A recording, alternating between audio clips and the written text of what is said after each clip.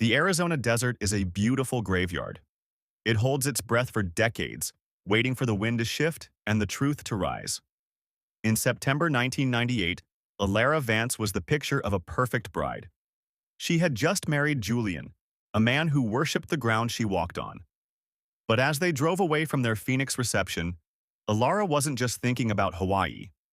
She was thinking about the tape in her bridal clutch, a recording of her boss, Alistair Sterling, attempting to force himself on her in his private office just days before.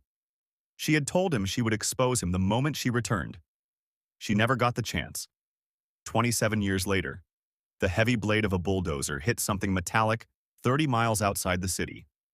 Tommy Miller, the operator, thought it was a discarded shipping container. But as the red dust cleared, the roof of a 1998 sedan emerged.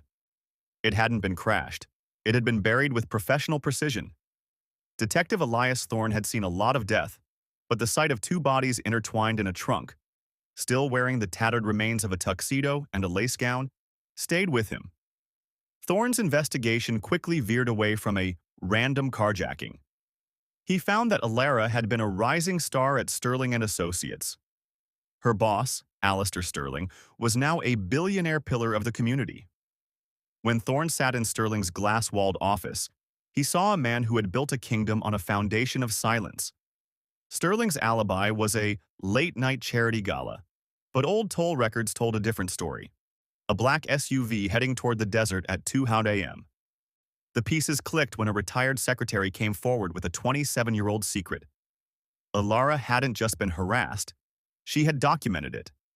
She was going to destroy Sterling's reputation on the very day he was to be named partner. To Sterling, Elara and Julian weren't people. They were liabilities. He lured them to a company warehouse on their way to the airport, claiming he had a wedding bonus for them. There, in the cold, fluorescent light, he ended their lives and drove their car into the heart of the wasteland. 6. Outro Alistair. Sterling thought he could bury his sins in the sand. He forgot that the desert eventually breathes.